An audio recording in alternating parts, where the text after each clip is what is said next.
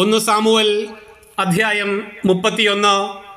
സാവൂളിൻ്റെയും പുത്രന്മാരുടെയും മരണം. ഫിലിസ്ത്യർ ഇസ്രായേലിനോട് യുദ്ധം ചെയ്തു.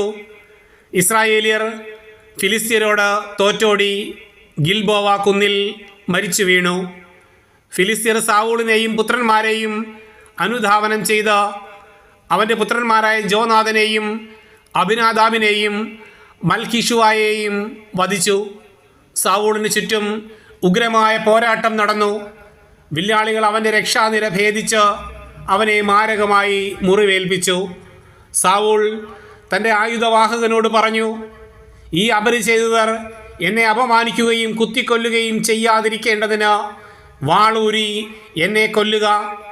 പക്ഷേ അവൻ അത് ചെയ്തില്ല. അവൻ അത്യധികം ഭയപ്പെട്ടിരുന്നു. അതിനാൽ സാവൂൾ സ്വന്തം വാളിന്മേൽ വീണ് മരിച്ചു.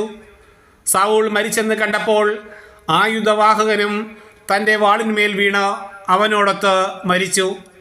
ഇങ്ങനെ സാവൂളും 3 പുത്രന്മാരും ആയുധവാഹകനും മറ്റ് ആളുകളും അന്ന് ഒന്നിച്ച് മരിച്ചു.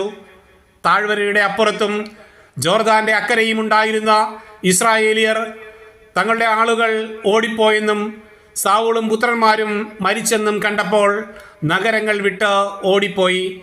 ഫിലിസ്ത്യർ വന്ന് അവിടെ താമസം തുടങ്ങുകയും ചെയ്തു. കൊല്ലപ്പെട്ടവരുടെ വസ്ത്രമുരിയാൻ ഫിലിസ്ത്യർ പിറ്റേ ദിവസം വന്നപ്പോൾ സാവൂളും പുത്രന്മാരും ഗിൽബോവ കുന്നിൽ മരിച്ചു കിടക്കുന്നത് കണ്ടു.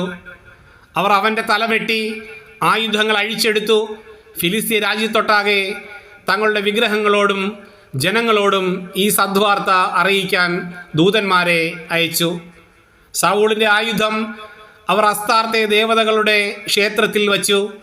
അവൻ്റെ ശരീരം ബത്ഷാന്റെ ഭിത്തിയിൽ കെട്ടിത്തൂക്കി.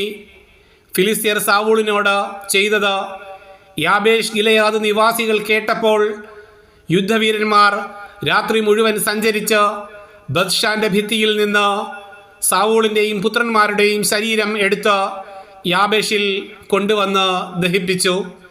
അവരുടെ അസ്ഥികൾ യാബേഷിലെ പിജുല വൃക്ഷത്തിൻ്റെ ചുവട്ടിൽ സംസ്കരിച്ചു.